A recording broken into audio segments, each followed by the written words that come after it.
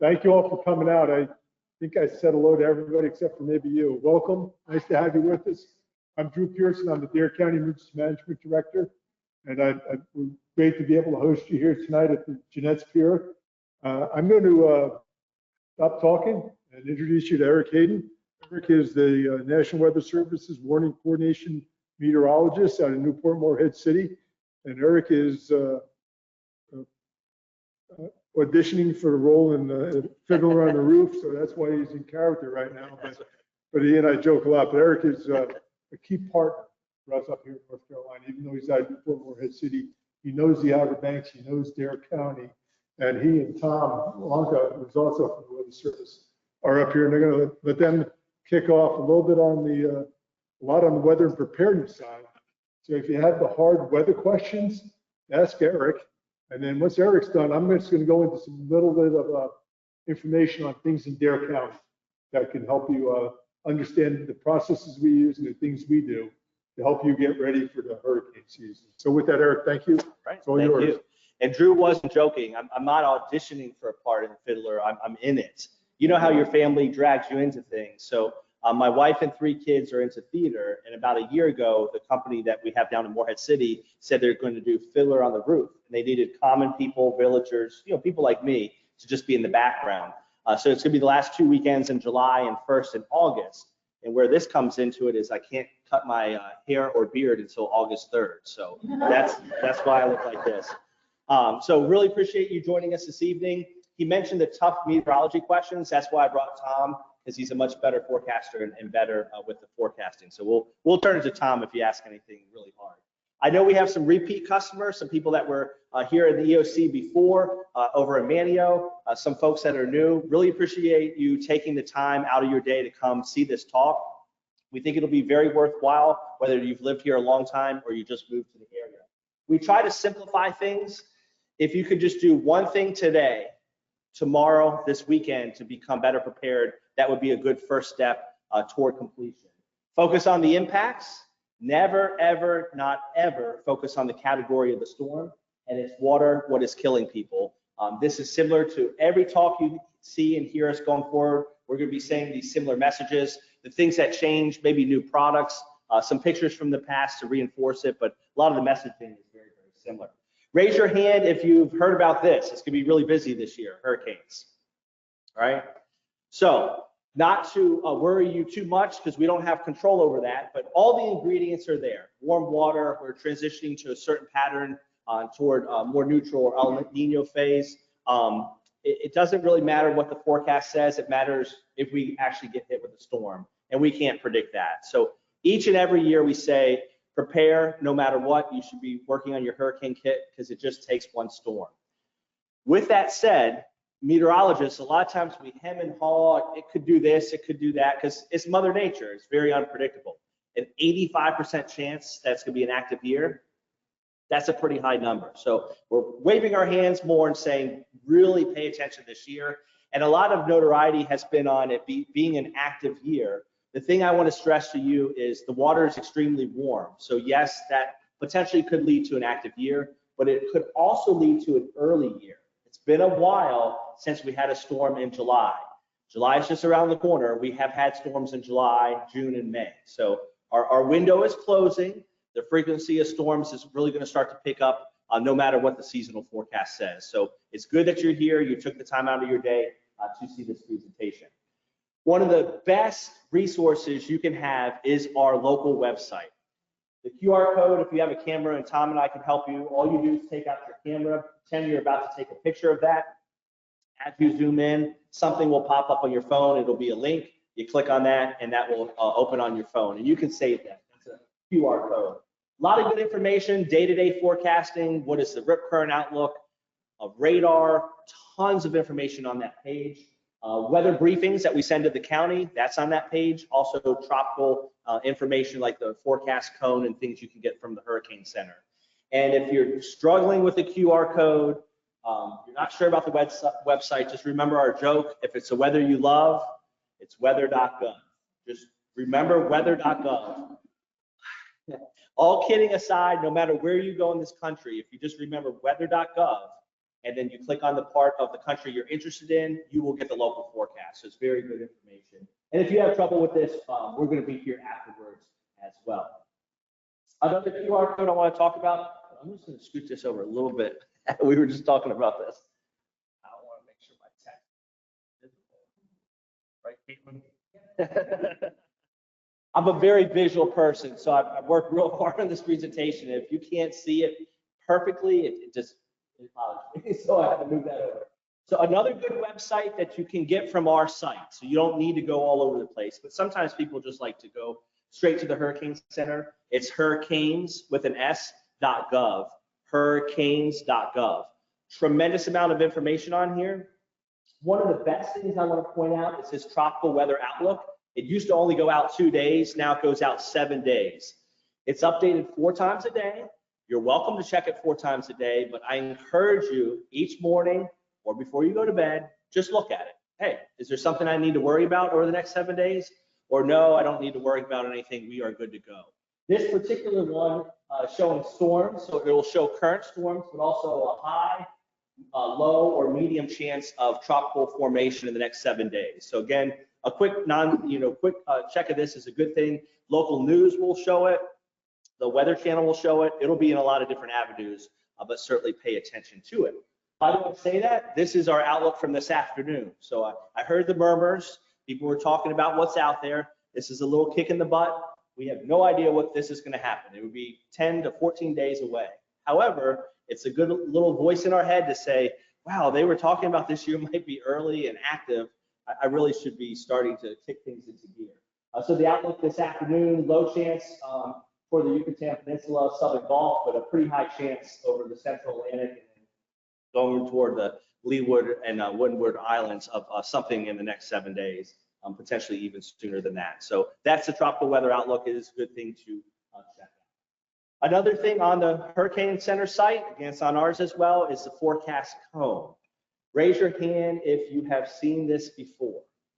So unless you've lived, so it's on the news, Weather Channel, anytime there's a storm hitting anywhere of tropical nature, we'll show this or the local news. The thing I want you to pay attention to is this is written very much like a lawyer wrote this.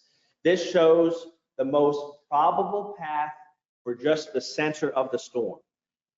A hurricane is not a dot on a map. We don't have to have landfall in Dare County to have major issues. If you're anywhere in the vicinity, you should be paying attention. 2/3 of the time, the center of the storm goes in that cone. But impacts extend well away from the center. So it's not an in or out thing. If you're anywhere near it, you should be paying attention. So if it's anywhere from Florida up to Delaware, you pay attention. With Hurricane Ian in Florida, I guess 2 years ago now, the cone gets much skinnier as we get closer. 5 days out, we're not sure. 1 or 2 days out, it's very, very skinny because we're confident where that storm's going to go. It's not based on storm size. It's based on where we think the center's going to go. So we're going to play a little game. Sam can't enter this game unless we don't have any responses from the audience. So we're going to play Name That Storm. There is too much focus on landfall. Where's it going to hit? Where's the center going to go? And too much focus on the cone. I want people to focus on anywhere in the vicinity and not just the category. So this is from October. That's one of your hints. This is a forecast 48 hours from the closest approach to North and South Carolina. This occurred in October, so it's another good storm to reemphasize it's a long season. And it did produce the highest recorded surge on Hatteras Island according to our gauge, but a lot of people said it was very high. Whether it was the highest ever, not sure. Does anybody know what this might be? If you're looking for where the name is, it would be there, but I blocked it out. So other than Drew or Tom or Sam, at least for now, does anybody have any idea what this was? It is not Dorian. Dorian was September, but good. It's a good guess, especially for high water levels. Matthew, I gave it away. So I gave it away. It was Matthew. So I should say my youngest son, who's 10, is Matthew. So that Matthew's on my mind a lot. So it was Matthew. So the point of emphasis with this is the closest it got to Dare County. Really, really close, but it never made landfall here. Did it cause a big issue? Yes.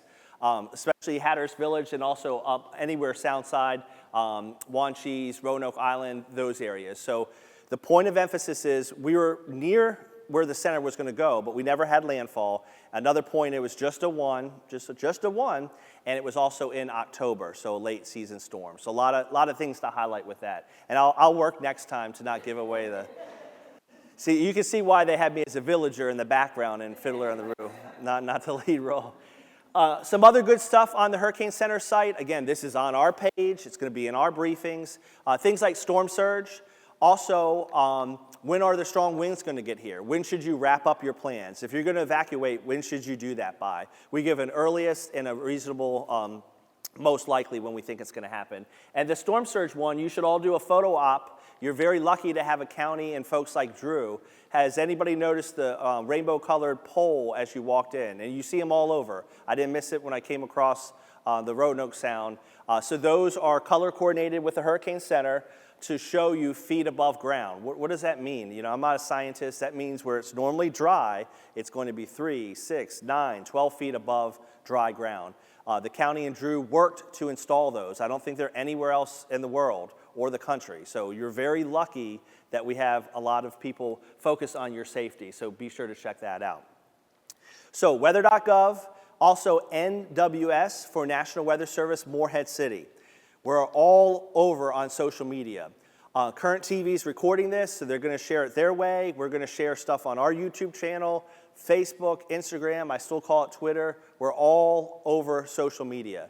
Do your part and share official sources of information. It's not that we get it right every single time, but we're very consistent and clear with our messaging. So we'll share something you need to know when you need to know it. You don't need to worry about every storm coming off the coast of Africa. We will let you know when you should start paying attention.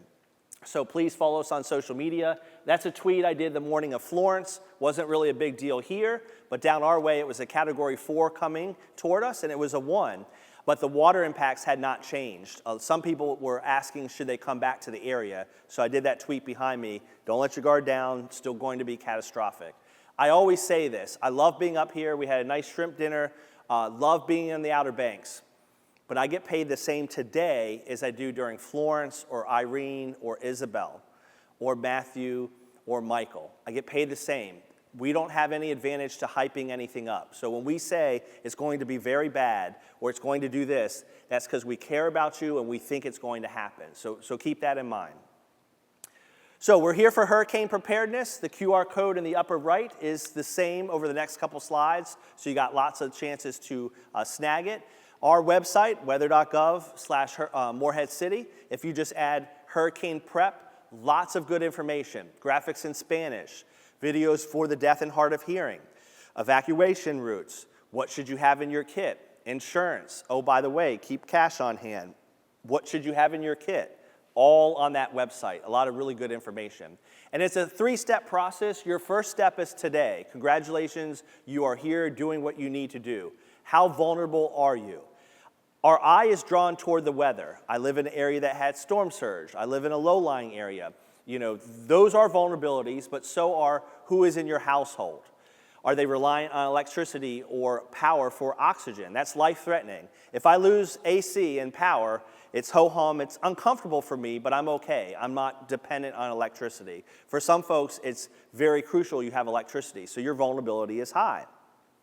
My parents, I grew up just south of Baltimore, Maryland. They moved down to be closer to me in Swansboro about 2 years ago. So my vulnerability is a lot higher. My dad passed, so it's just my mom now. So now I have a mom and a family with a 16, 13, and 10-year-old to think about getting out of the area while I stay put. So my vulnerability is higher. I still say I'm younger, so I can pick up and leave if I had to, but I have other considerations in my family to think about. So vulnerability is more than just weather. That's something you think about today, not the Tuesday before storm, and oh, by the way, what am I going to do with mom or grandma or the dogs or the pets? This is today when you're not stressed. Step 2, you thought about your vulnerability, make a kit, make a kit, make a kit. At the ground floor is 3 days. Food, water, medicine, everything you would need to survive on your own. That's bare basics, at least that. If you can, try to push it out to a week. I know some of you may not be able to go out to the store this weekend and just get it. That's okay. That's why we talk about it in June. You get your water this weekend, a couple weekends from now, you get your canned goods, spread out that financial impact. It's not just about you. You might be okay where you are, but you might not just be able to go down the road to the food line and get your sandwich and makings 2 days from now. They may not have power. They have to restock. Supply chains are cut off. The road might not exist. So you need to be able to be on your own and sufficient, because things are not just going to return to normal. Depending on where you live in the county, it could be weeks and months, especially down toward Hatteras Island. So be able to be on your own. Supplies will run out.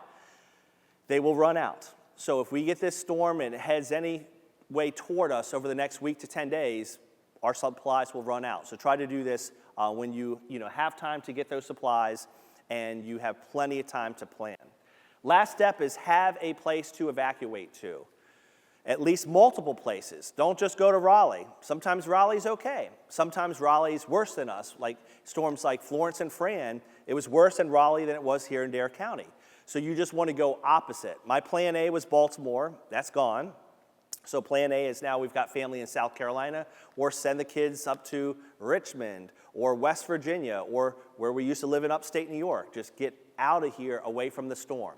Think about your pets. Think about who would be with you. A lot of people ask Drew and other county officials, what about the shelters? Where should we go? Your shelter is a last resort. It is a safe location. It's not the Hilton. It's a cot, and it's a safe place to be. That's your last resort. It's much better being with a family, friend, or relative. Think about all the people that are coming to visit us because we live in Paradise. Go visit them. Go stay at a hotel out of here. That would be a much, much better option.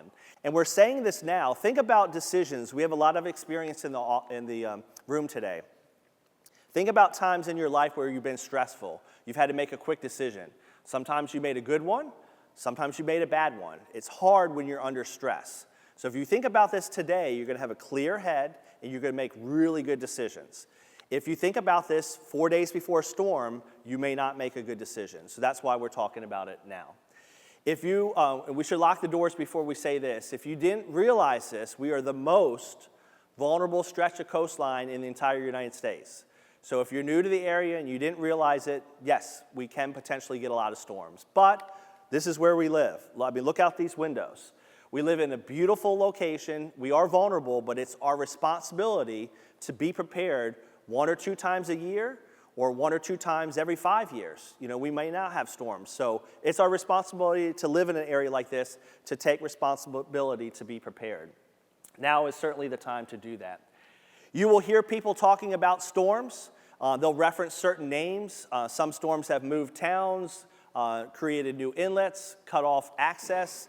Some folks have had to ferry over to the island for up to 4 or 5 weeks. It has changed and will continue to change where we live. That's just natural. It's happened for hundreds of years. So you'll hear people reference some of these storms, especially Isabel, Irene, Sandy. Florence was down our way. I tried to get rid of that because that was not much for you. Michael and Dorian. Each storm is different. Each storm is unique. For Matthew, it's Hatteras, it's certain locations had it worse than others. It's more Hatteras Village. Irene, it's the Tri-Villages and Avon, even up north. For some in Manio, it's Michael, just a tropical storm, or it's Irene. Each storm is unique.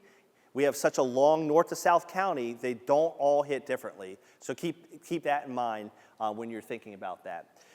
We show you this graph all the time. The peak of hurricane season is mid-September. We have a long way to go. So when the kids go back to school after Labor Day, we're about halfway home.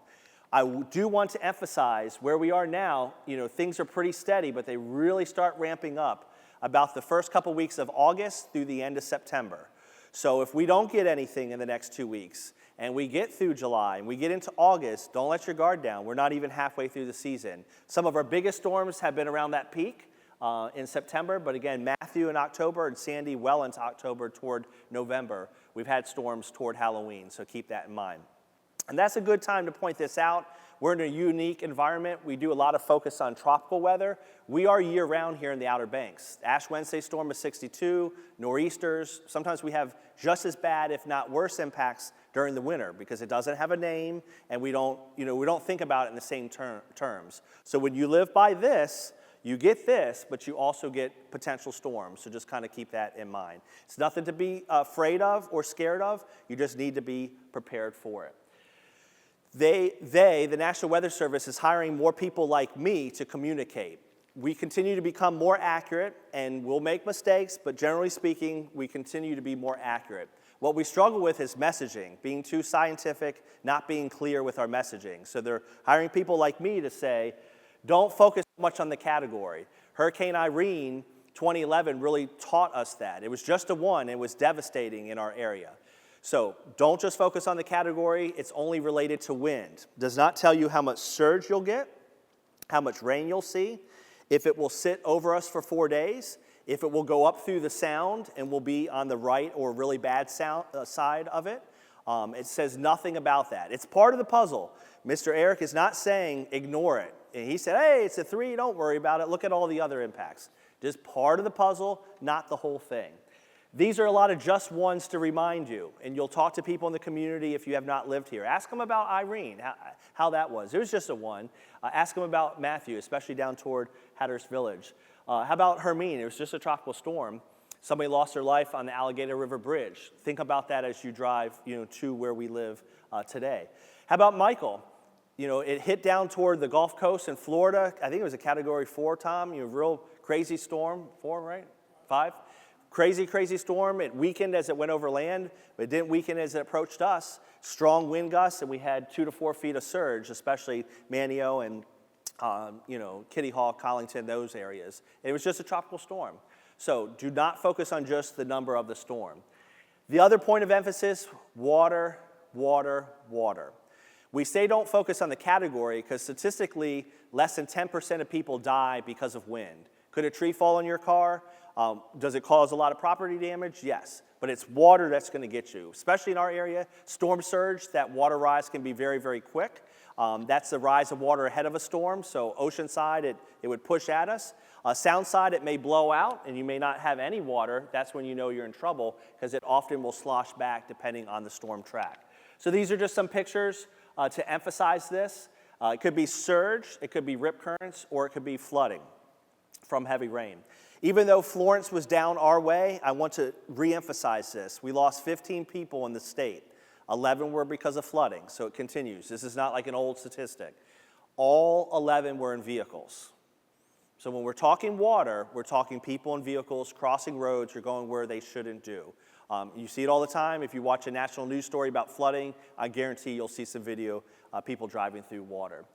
Past experience can be a good thing, but not all storms are alike. A lot of people with Isabel or Irene didn't think it could be that bad. It just depends. Our forecast cone can be very accurate, but if it's on the right side of that and the eye goes out over the water, not as bad as if it goes right over us or just to the west of us. It just depends, 10 or 15 mile difference, and a lot of times we don't know that until there's landfall. So it depends on your perspective. No 2 storms are alike. Have a vivid imagination of what could happen, because it can happen. A lot of people think, I didn't realize it could be this bad. It has been this bad before. It will happen again. It's just a matter of when. So please keep that in mind. Post-storm, we want to focus on as well and mention this. We do a lot of preparedness. We've lost less lives through the years for things like storm surge, thanks to awareness campaigns and messaging. So we're doing a good job. One thing we could probably do a little better job on is the back end. So you get the generator. How do you use it? Not in a garage, in a well-ventilated space. You might say, who's doing that? We lose lives every year because of that. That water is dirty. Don't go wading through it. Septic tanks, sewage, just stay put. If you decide to stay put, stay put. If you decide to leave the area, stay out of the area until it's safe to come back. Don't be in a rush. If you're not usually up on a ladder, you're not usually cutting the grass and dragging branches around, then don't do it after a storm. That yard will get cleaned up. Have somebody younger help you. We lose people to heart attacks, electrocutions with power lines and things like that. About half our deaths now are occurring after the storm. So we're going to wrap up with what you should focus on. If it's not just the category, well, what should you look at? You don't need to have a meteorology degree. Look at what is sent out from the county. Look what is sent from us. Look at your local news, and they're going to talk about how much rain. They're going to talk about how much surge. You're going to know your vulnerability because you've already talked about it, on a day like today. First, for here would be storm surge. Don't assess your storm surge based on prior storms. If it's never gotten that high, and Irene or Isabel or Bonnie or any of the past storms, doesn't mean it can't happen again. And again, it does not have to make landfall in our area. Matthew is one of the best examples. Did not make landfall here, but we had some of the worst storm surge down toward the southern end of Hatteras Island. Wave action can add onto this. So sound side or ocean side, if we're predicting 4 to 6 feet, there can be breaking waves on top of that, enhancing that damage. And we've seen that as well before. This is just a little comparison. Storm surge, if you're new to the area, it's not just like a beachfront issue. A lot of our dunes have been built up, and in some areas we're pretty well protected, but it's also a sound side issue as well. So just because you're inland or on the other side of the sound, if you're by any body of water that's low-lying, you can be impacted. Down our way, 45 minutes up the Neuse River, New Bern had 11 feet of surge. You all, 8 to 11 feet of surge has happened on the sound before with Irene. So it's happened before, it can certainly happen again. This is downtown Manio. One of the higher levels was Irene, 4.5 feet in 2011. It was just a 1. And poor Michael didn't even have a number up here, just a tropical storm, and it was about 3 feet. So some people can be skeptical of those numbers and not believing they've happened before and they will happen again. To re-emphasize that point, I know it's hard to see some of these colors, but I just wanted to re-emphasize this. We've had some 1s and 2s. It's been a while since we've had a 3. We can have a Category 3 storm in our area. That's very realistic. That's not like an end-of-the-world scenario that it's going to happen. It's just a matter of time. So we're going to go from north to south. Anywhere yellow on this map would be greater than 3, and then red would be greater than 9. Again, that matches up with the storm surge poles out in the parking lot. The point of emphasis is it's not just an ocean-side feature. We've got some areas that are vulnerable on Roanoke Island, the back end of like Kitty Hawk, Nags Head, in this area. So sound side issues as well as ocean. As we go down toward Hatteras Island, some of the worst flooding that we've had was with Irene and the tri-villages, so Rodanthe. So when you see this red, you think 9 feet. Could that really happen? We've had 8 to 11. We've had it. We've already had it before, and that was a 1. So it could be higher. And then down toward Hatteras Village, yes, you can get some on the ocean side, but a lot of it is sound side issues. You see orange there, 6 feet. Some of the values not as high, but it's very low-lying area. So anything above 6 would be pretty devastating down there. So just to reemphasize, it has happened before, and it will happen again. Just kind of keep that in mind. Flash flooding, we don't necessarily get flash flooding per se where we are. Flash flooding, you need some topography. We are pretty flat where we are. What we do get is ponding of water. So you drive down those streets and the dunes are higher on both sides of the street. You can get this with thunderstorms. So if you get heavy rain, it might not be flowing, but that's why I use this image for New Bern. It's this stagnant water. If it's deep, you don't want to drive through it. What I want to emphasize is 2 things. Number 1, the category is not an indication of how much rain we're going to have. Down our way, we had 20 to 30 inches of rain with a Category 1 Florence. It could be a tropical storm. If we're predicting 30 inches of rain, it's going to be a big deal. So flooding is a concern beyond just storm surge. This is farther inland from us, but I show you this. This is not Dare County. We can have washouts here, especially with the surge, and we've had that along Highway 12. This is inland, so you decide to leave or you're coming back to the area. Road washouts are very common. This is not me looking up the craziest photo I could find. This is during Matthew. Water's powerful. Takes about 2 feet of water, 18 to 24 inches to carry your car away. So if you don't believe that part, believe that perhaps the road doesn't exist underneath it. So if you're driving at night, you don't know how deep the water is, you don't know if the road exists. And I want you to look very carefully. This is why we do these talks.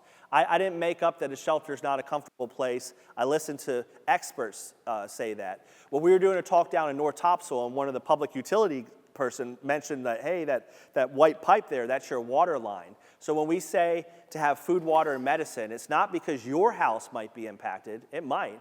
It's because down the road might be washed out, or over here might be washed out. So electricity, water, those things are cut off. That just reemphasizes that point. So never ever cross a flooded road. We may not have flowing water here as frequently outside of storm surge because we lack the terrain. But if you're traveling inland, get away from the storm. A few inches of rain in the mountains is a big deal and can cause flash flooding. So keep that in mind. Same thing with the rivers. Last time I checked, we don't have any major rivers in Dare County. But as you move inland, especially if you're coming back to the area, could be some issues. We're pretty lucky with 64. It's usually in pretty good shape. But Highway 70 through places like Kinston or Maysville or Pollocksville, if you're deciding to go down to Florida and you want to cut over 95, I don't know, by Lumberton, those areas have a lot of issues. So kind of keep that in mind. Again, not Dare County specific, but getting back to Dare County could be an issue. So earlier today, we had a meeting with partners, and we did a press conference, and we talked about rip currents. Rip currents, beach hazards, it's not just a beach issue. It is an issue prior to or after any storm or a distant storm. In 2019, most of Dare County was okay, but Hatteras Village and then down through, especially Ocracoke, devastated by Hurricane Dorian. 5 to 7 feet of surge, really, really bad. We didn't lose any lives. That same year, we lost 4 people at our beaches in North Carolina, 8 up and down the East Coast because of Lorenzo. Does anybody remember Lorenzo? Does anybody remember? You don't remember it because it was 2,000 miles away. It was a Category 5, it was a big storm, but it was way out in the ocean, distant swell. So storms that don't hit us can still cause issues at our beaches. There was a little disturbance trying to spin up last week. Wasn't as bad up here, but we had a lot of swell, especially down toward like Emerald Isle, down where we live. So distant storms or approaching storms. And think about it. If you're paying to be at the beach and the storm's not until late week, you're going to get in as much beach time as you can. Keep in mind, it can be sunny and it can look really nice, but those distant swells can cause issues at the beach. What can you do about that? Share our information. When you see it on social media, share it with people that are visiting. Second, but not least, would be wind. This is Hurricane Arthur. This is a small, compact Category 2 storm that made landfall by Cape Lookout. It was a big deal up in our area. Down our way, not as much. And we contrast that to Irene. Irene was a lower category, but a more impactful storm overall for the whole entire area. But what I want to emphasize with this is some of these paths of wind can be extremely narrow. So if this just shifted offshore a little bit, it wouldn't be a big deal here at all. If it shifted 15, 30 miles to the west, it would have been a bigger deal farther inland. So it can be well within the cone and the accuracy, but as that storm's approaching Ocracoke and Hatteras, if it just goes off to the right a little bit or just goes to the left a little bit, makes a huge difference. So that's why evacuations are not our lane, but that's why the county follows what we say are potential worst case scenarios so that you can come back to this forum next year and hear about hurricanes. There's little wobbles at the end. Matthew, wobbled a little bit at the end and got just close enough to our area to cause really, really bad impacts. Those little wobbles matter, and we often don't know about that until it's pretty much upon us. Last but not least is tornadoes. This is Bogue Inlet Pier down toward Emerald Isle.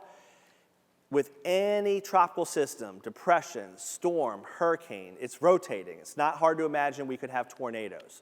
So you decide to stay. It's a tropical storm. It's got 2 inches of rain and 2 feet of storm surge. Stay, no problem. Make sure this is charged up. Make sure it's not on Do Not Disturb if it's at night. Make sure you have a NOAA weather radio. You're probably not out to dinner. You're probably not out shopping, but you might not be in the safest part of your home. So you get those alerts. They're often very quick. They can cause enhanced damage. They're also usually really small and spin up really quick. You got to be able to seek shelter in your home at a moment's notice. That can certainly happen. All right, so we're about to turn it over to Drew. At this point, I want to reemphasize a few things. We live here. I mean, it's one of the best places in America. We live in an awesome place. It's our responsibility to take care of ourselves and to prepare. We do not have control over what's going to happen. If you need any more evidence of that, we've been extremely busy at the Weather Service the last 2 months. I finally had the day off Friday, went with the kids to the beach, And we're in the middle of a drought down there, I think up here too, right? And it rained. So if you thought I could control the weather, that's certainly not the case. So we can't control if we're going to have a storm or not, but you can control starting your kit this weekend. You can control not paying attention to the category. You can control sharing this with others. When that neighbor says, I've been here for 30 years, it's just a one, I'm not going to worry about it. Well, hey, did you notice for some reason it's going to sit over us for 4 days, we're going to get 30 inches of rain. You do have control over sharing that information. That is my email. Mr. Drew is about to come up. If you ever need anything from us, we work tirelessly to be in the community, as evident by today. You want us at your church, you want us at your HOA group meeting, you want Drew and I to do a talk in front of anybody, any time of day, we will be here. Just shoot me an email. I know we're about 3 hours away, but it is also your weather service. We fall under the Department of Commerce. You pay taxes. That pays for us. If you ever want to visit our office, come on down. I know it's about 3 hours away, but anybody is welcome to come visit us because this is your weather service. So at this point, I'm going to stall a little bit. Drew, you can start chatting, and I will load up your presentation. Really appreciate it. It's hard to follow that energy, and when Erik says any time of day, that's his schedule.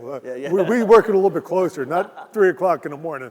We try to get it done a little bit before so we can get that rest and be ready. But this guy is a dynamo, as is Tom, and I know he's going to bring my presentation up. And for those that have seen us tag team before, you're going to see that last time you saw us, I went first and Erik went second. This time the batteries are going to fall out. Okay. It's a government issue. Yeah, but so I'm going second this time. Erik really did a great job of talking about preparedness and other things that need to do to get ready. But my slide is titled Get Ready, because I really encourage you to do that. Some of you have done it already, but it's time to refresh, time to revisit. And the first slide is emergency decision making. We get asked a lot of questions about who makes the decisions in Dare County, who makes the call. This video, if you've seen it before, it's a recap of how that process takes place. There's, if you've been here a while and you know your elected officials, you may not see the current ones in here because it's a little bit dated and we've had some changeover, but you will see some faces that you recognize and hear some voice you recognize. And I'm got my fingers crossed it's going to do what I thought it might do. On this delicate sandbar, emergencies happen every day and tough decisions need to be made. Most days, those decisions are made by first responders who take action and solve problems quickly using the authority and resources they have at hand. But what happens when an emergency exceeds their capabilities or has the potential to bring widespread impacts to a town or across the entire county? Impacts could come from anywhere: a storm, a man-made disaster, a public health crisis, an act of terror, civil unrest, or a chemical release, just to name a few. When we are facing widespread or severe damage, injury, or loss of life or property, how are decisions made to keep our communities safe? In North Carolina, counties and towns operate under authority granted by state statute. For emergencies, North Carolina General Statute 166A, the Emergency Management Act, provides the authority and responsibility that local governments have to prevent, prepare for, respond to, and recover from emergencies. The Act defines an emergency as an occurrence or imminent threat of widespread or severe damage, injury, or loss of life or property resulting from any natural or man-made threat or hazard. Counties are responsible for emergency management efforts to include coordinating activities with towns. To meet this responsibility, counties and towns establish emergency management agencies, expend funds to keep people and property safe, implement emergency management plans, provide emergency management response resources, and declare local states of emergency when needed to ensure public health and safety. The county or a town will declare a local state of emergency when they believe an emergency exists or is imminent. In Dare, each town in the county have an emergency management ordinance that designates the authority to declare a state of emergency to the town's mayor, the chair of the Board of Commissioners, or their designee. While these individuals have the authority to declare a state of emergency and impose prohibitions and restrictions, they need the best information available to make the best possible decisions to protect public health and safety. When an emergency has occurred or is looming on the horizon, we turn to our emergency operations plan. The plan, required by Chapter 92 of the Dare County Code, provides a framework that brings decision makers, subject matter experts, and others together to share information and coordinate decision making. In the plan, we use the term senior leaders to identify decision makers who have the authority to declare a local state of emergency and impose restrictions and prohibitions. The term is also used to describe others who have authorities they can use independently to protect public health and safety. The National Park Superintendent and the Dare County Sheriff have authorities outside of the Emergency Management Act, making them key senior leaders who routinely collaborate and coordinate actions with the chair of the Dare County Board of Commissioners and our town mayors. When challenges arise and actions are needed to ensure public health and safety, our senior leaders, along with other key personnel, come together. They meet either in person or virtually and receive briefings from subject matter experts on what to expect, ways to mitigate impacts, and how best to protect our community. While we always focus on ensuring public health and safety, we never set aside how actions taken impact business and community activities. Often, senior leaders will reach out to key partners and community leaders to gather information and keep them informed as tough decisions are made. Depending on the circumstance, a state of emergency may be declared. While no one wants to impose prohibitions and restrictions, we know that without them, those we serve may be put unnecessarily in harm's way. While each senior leader has independent authority, either from the Emergency Management Act or other statutes that allows them to take actions on their own, they always strive to reach consensus. Once decisions are made, they are captured in a written state of emergency declaration that is quickly communicated to the public and implemented. As the situation changes, decision makers are briefed, and if changes are needed, the declaration is updated with prohibitions and restrictions being added or removed. These efforts continue until the emergency no longer threatens public health and safety.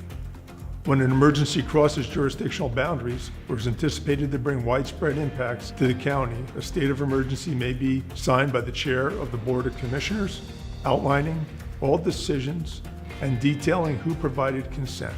Often towns will issue their own declaration signed by their mayor. At times, a declaration may be issued by just the county or a town. Just like the everyday decisions made by a lifeguard, a law enforcement officer, a firefighter, an emergency medical technician, or a 911 call taker to save lives and protect property, senior leaders are empowered to take action to ensure public health and safety when our community is facing widespread or severe damage, injury, or loss of life or property. These are tough decisions made with the best information available from subject matter experts and key stakeholders that lead to actions that protect our community until emergency conditions are no longer present.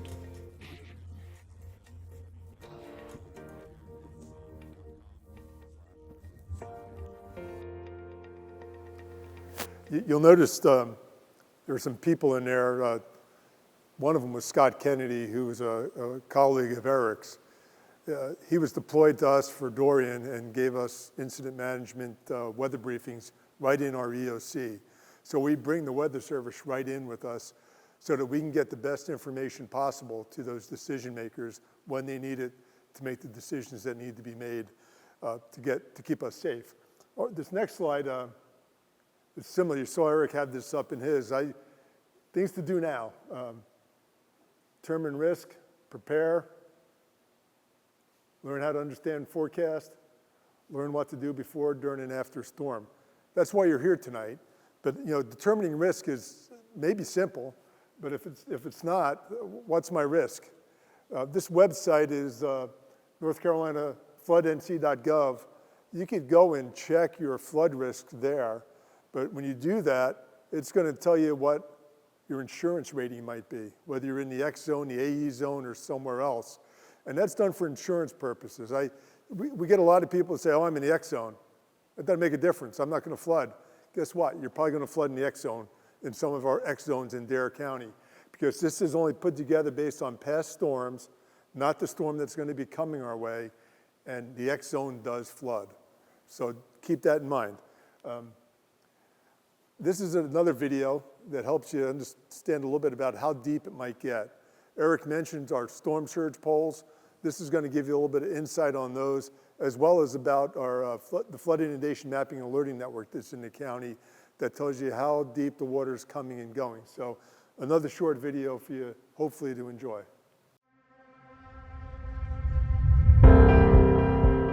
Most people know what to expect and do when the National Weather Service issues severe weather watches and warnings.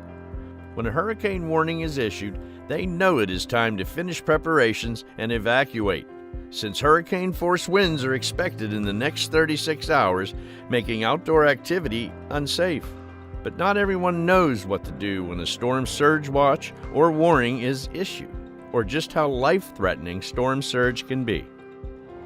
I'm Jamie Rome, Deputy Director with the National Hurricane Center. Did you know that storm surge is often the deadliest and most hazardous part of a hurricane?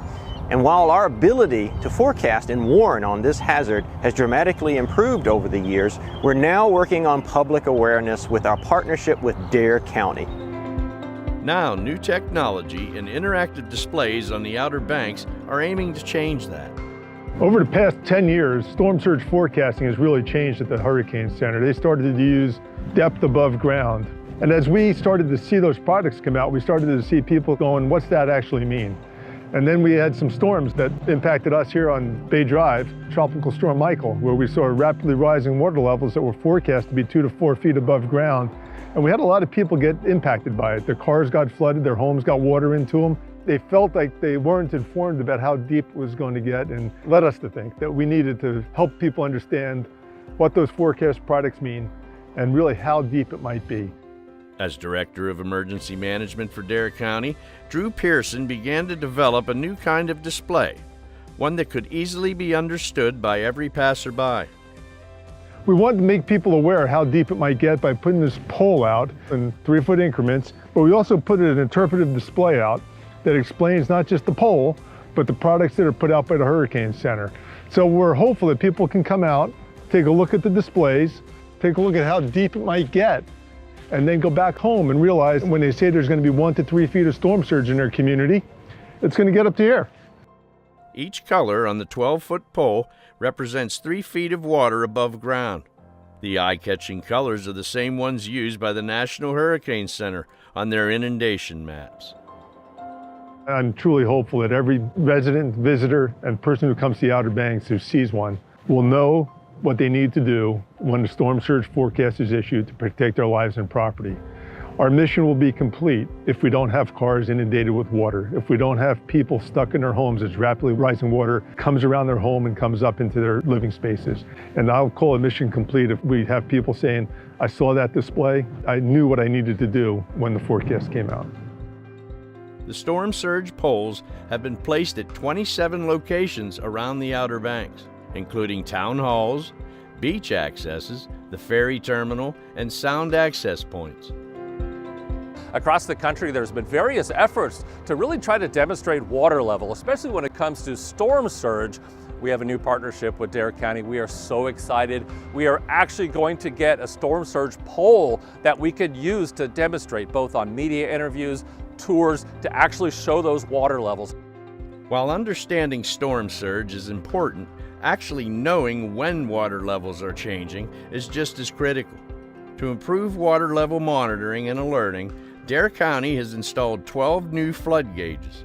The gauges will become part of North Carolina's emergency management statewide effort to support risk-based decisions regarding flooding using the Flood Inundation Mapping and Alerting Network, also known as FIMAN. These flood inundation mapping and alerting network system gauges that we're having installed, there's a box that's installed on the side of the pier and it's got a sensor that comes out. In that sensor, it sends a signal down to the water and it comes back up. And as the water level changes, the signal distance changes and it tells us whether it's going up or down. Anyone can view water levels and sign up for alerts from local FIMAN gauges at fiman.nc.gov. In addition to use by the general public, the National Weather Service uses gauge information to refine their forecast and warning products.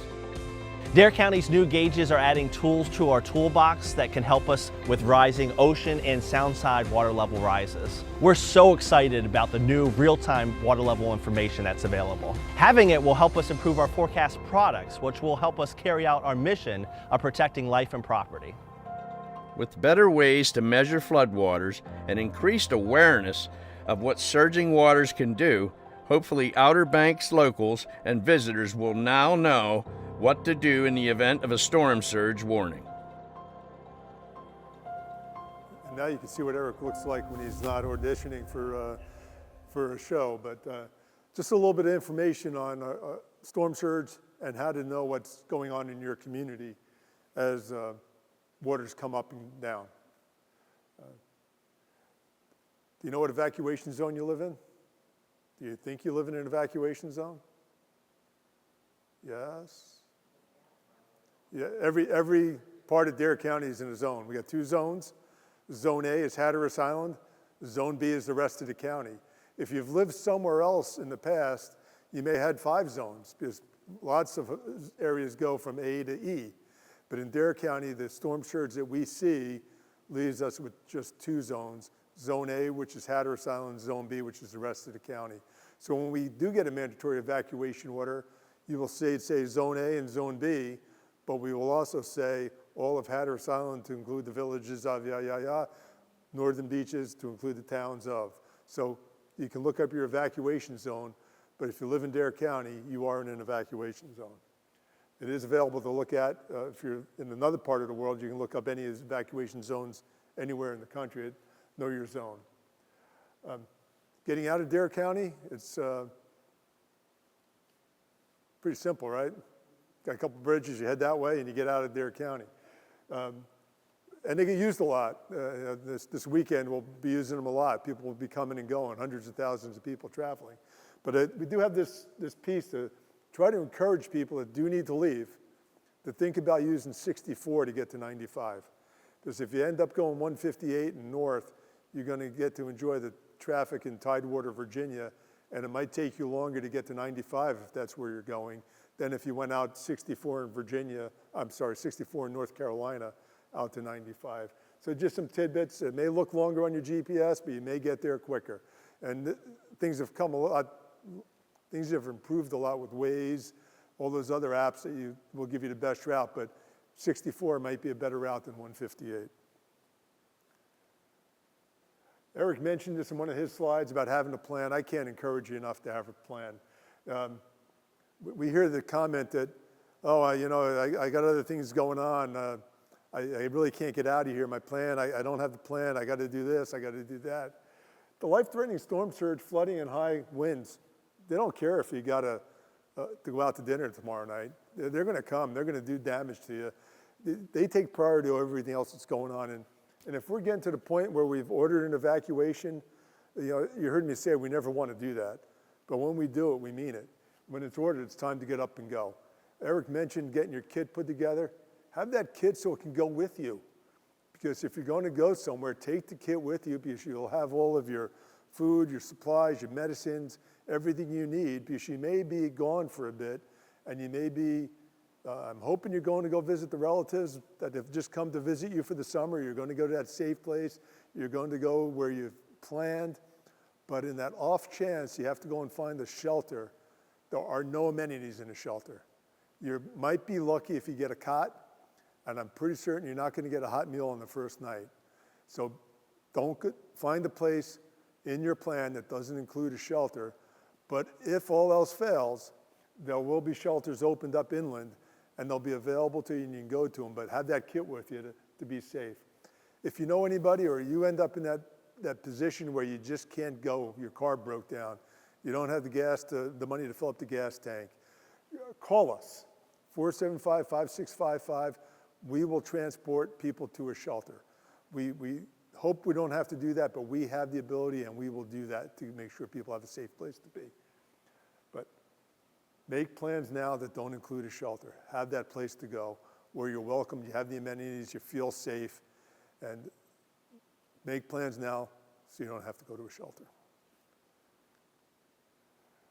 If you do need help making those plans, readync.gov. Erik had a couple of Weather Service, NOAA sites up there. Our state does maintain a really neat website, readync.gov. You can look at what you need to put in your kits. You can look at what you need to do to get ready. It talks about FIMA. It talks about a lot of stuff. And there also is, when you do it on your mobile device, it will bring up it in a mobile-friendly piece. So if you need to know where that shelter is, you can click on the shelter tab. Right now, there's no open shelters, but if there were open shelters, they'd show up on the map, and you know where they are. And most of those are going to be inland. We do not do pre-storm sheltering in Dare County. Everything in Dare County is an evacuation zone. Even if it doesn't flood at a school, it could be an island around that school, and we don't want to have people trapped at that island because we can't take care of them. So we do not shelter in Dare County.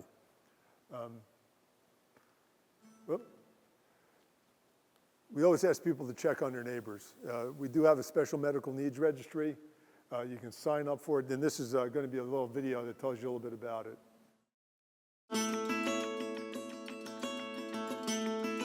I'm Chuck Lysette, Director of the Division of Social Services of the Dare County Department of Health and Human Services. The Special Medical Needs Registry is an emergency preparedness tool used by Dare County for communicating with medically fragile individuals, for pre-event planning, and if needed, for evacuating before a disaster. Our Adult Services Unit oversees the registry for Dare County residents. Who should register for the Special Medical Needs Registry? Dare County residents who would need assistance with medical care and/or personal care during an evacuation for a hurricane, or those who may need assistance while they are sheltering during a storm due to their physical and/or mental impairments, should register. The registry is not just for the elderly population in Dare County. It's not just for social services clients. Participation in the registry is voluntary, and all information will be kept private and confidential. Also, anyone who uses oxygen and/or receives dialysis is strongly encouraged to register. These are two critical needs that can be impacted if access is limited to where the person lives after the event, or if power is lost during the event. The Special Medical Needs Registry is important because Dare County and local municipality officials also need to know where the area's most vulnerable residents are so that they can contact them quickly before and after an emergency occurs. Once you register, you will remain on the registry and do not need to re-register each year. Each May, a social worker will contact you to verify and update your information. Each time an event is approaching, you will be contacted. Based on the information you provided, we will work with you to make sure you are ready to implement your evacuation plan. We will remind you to take your essential medications and medical supplies, medical equipment, any special foods you require, important documents, and a driver's license or other identification. If an evacuation is ordered, we can assist with transportation to a shelter. Individuals who require a dialysis or oxygen will be evacuated to a location in proximity to these services. As a reminder, plan ahead for disasters, as resources can be very limited during an emergency. In addition to registering for the special medical needs, it is important that you take a few minutes to register for OBX alerts and create a smart 911 profile. By completing both, you will receive public safety and routine alerts and notifications from local officials, and we will be able to review your potential needs as we prepare for a storm. Finally, develop your evacuation plan now, including where you will go and how you will get there. If you or someone you know may benefit from being added to the Special Medical Needs Registry, please visit darenc.gov/special needs or call the Division of Social Services at 475-5500.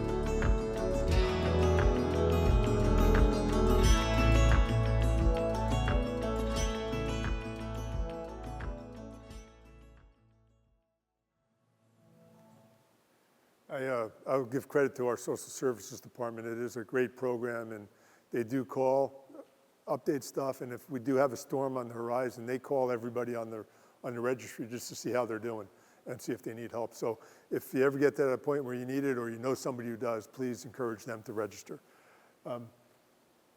Erik talked a little bit about getting official information. Chuck just talked a little bit about OBX alerts, but I just encourage you to get your information from a trusted source. And I hope you will trust Dare County. I hope you do trust the National Weather Service for information that has to do with things that we need you to do. If you haven't signed up for OBX alerts, I got a short video that will show you how to do it. Erik mentioned making sure you had your phone not just turned on. I would say not just have it turned on, but make sure you have government alert notifications turned on as well. And that's a separate setting on your phone that you got to go and do. And this video will... Whether you live in Dare County, own property here, or just like to visit the area, it's essential to have convenient and reliable access to emergency alerts and other important notifications that may affect you, your family, or your property. That's why Dare County and its 6 municipalities use OBX Alerts, which is powered by a mass notification service provider called Rave Mobile Safety to deliver emergency alerts and routine notifications. OBX Alerts is a subscriber-based system that is used to share a wide array of county and town alerts and routine notifications with individuals who sign up to receive them.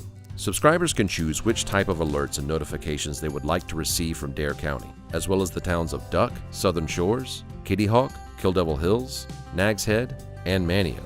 There are 2 main types of alerts that subscribers can sign up to receive: emergency alerts and routine notifications, making it easy to opt in to only receive the notifications that are relevant to you and that affect the areas where you live, work, or enjoy your vacation.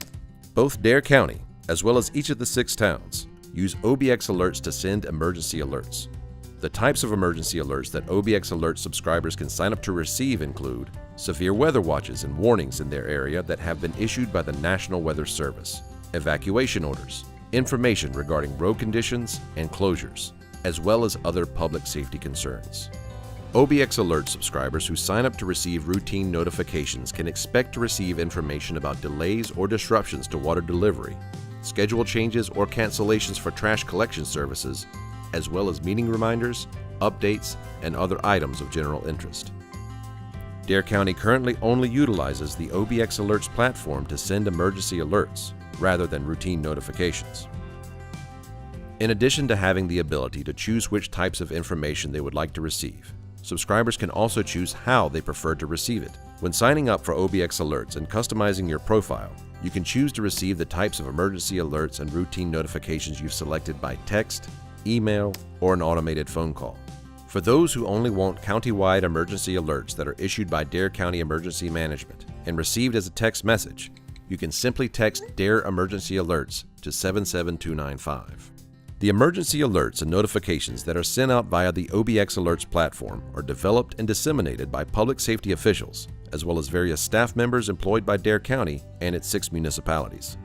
Local, state, and federal public safety officials may also utilize FEMA's Integrated Public Alert and Warning System, which is known as IPAWS, to send authenticated emergency and life-saving information to the public through mobile phones using wireless emergency alerts. These type of alerts range from information regarding extreme weather and natural and human-made disasters to active shooters and Amber Alerts. In order to receive these types of important alerts, Dare County Emergency Management encourages everyone to ensure that all government alert notifications are enabled on your mobile devices. Thank you for taking the time to learn more about OBX Alerts and why it's so important to sign up to receive these emergency alerts and routine notifications if you live, work, or vacation in Dare County. For more information, including a video that provides detailed instructions for how to sign up to receive alerts and notifications, please visit www.obxalerts.com.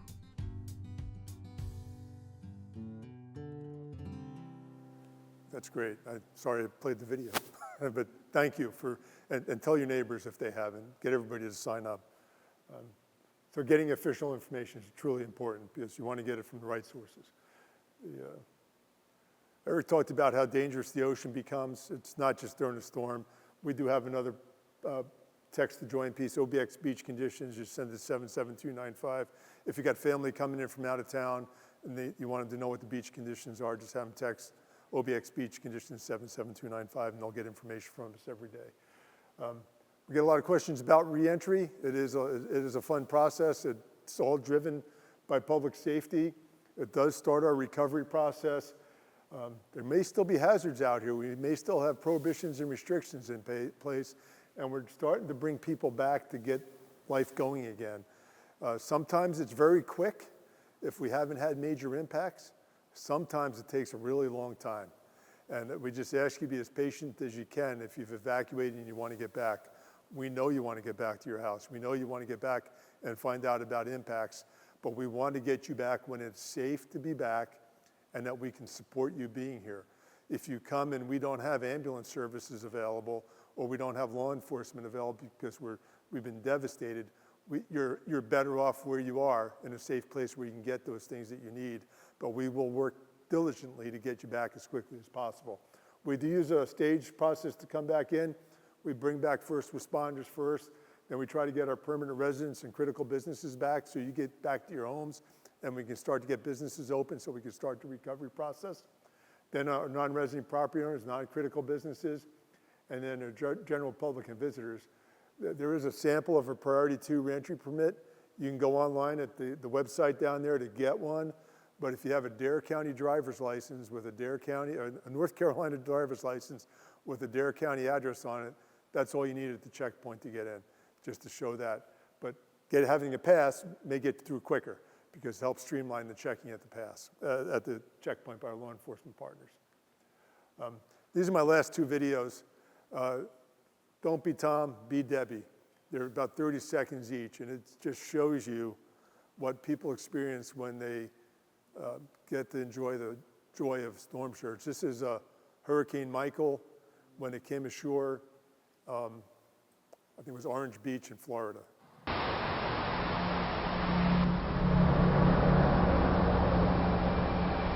You can't realize what your house is like when it starts flooding. Everything floats. You can't get down the hallway. I mean, you got to fight to get where you're going.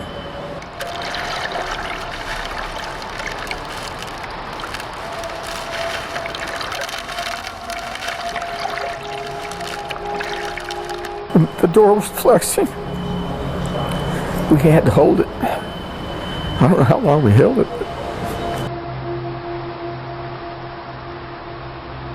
I don't know how high this water's going to go. But we're going to be trapped like rats in here. I saw death outside that door.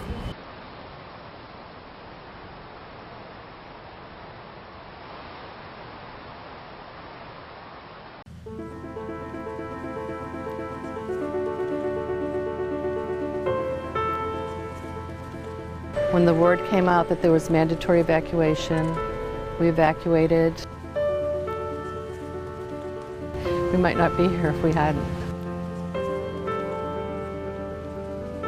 I just feel numb. I don't think I've processed it yet. So I encourage you all to get ready. Some of you already have. You repeat visitors with us. So I truly appreciate you coming back out. OBX alerts, our hurricane guide, there's an image of it up there. It's on our website. There's a stack of them over here. You can take as many as you want, and please, if you have a church group that could use them, take them, give them to the church group. Run from the water, hide from the wind. It's the storm surge that's going to get you. Thank you all for being here tonight, and I want to thank Erik and Tom for being up with us, and we're here for your questions.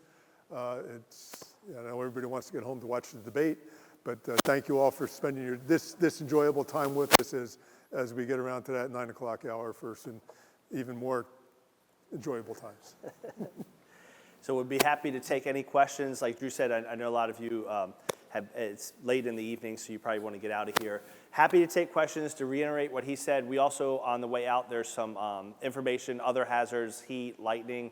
The guide for the county is one of the best, so definitely grab that. And if you can do me a favor, as we're packing up and loading up, it won't be on the recording, let me know why you came tonight and how you heard about it. We're trying to hear about how we're getting it out to the community, and I'm just kind of curious to hear stories. You don't have to, but if you do me that favor, I appreciate it as we pack up. But any questions? Yes? Galen's got a microphone. Oh, yes. We want to get it on the Yes. tape, so. Yep. You can karaoke if you want. Yeah.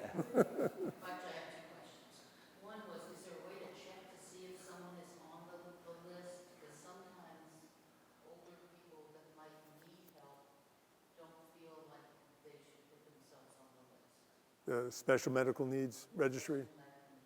Well, if you let me know who that might be, I can check. If you called, they wouldn't let you check, but if you can let me know who that might be, we can do that. The other thing is they have, do you know about CERT, Community Emergency Response? We do, yeah. Would you like to become a CERT member? I was going to say, if they had We have one CERT team in the county. It's the Hatteras Island Community Emergency Response Team down on Hatteras Island. We would love to grow our cadre of CERT teams. We have not had the same luck that other communities have had. We see there's a lot of people that volunteer out here. There's a lot of volunteer opportunities, and we see that they're often, there's so much that people can do. We haven't seen that same growth of community emergency response teams north of Hatteras Island that we did see on Hatteras Island or in other communities. But if anybody's interested, my information, my cards are here. We'd love to find some way to build that momentum to grow the community emergency response team across the county. We just haven't had it taken off anywhere else.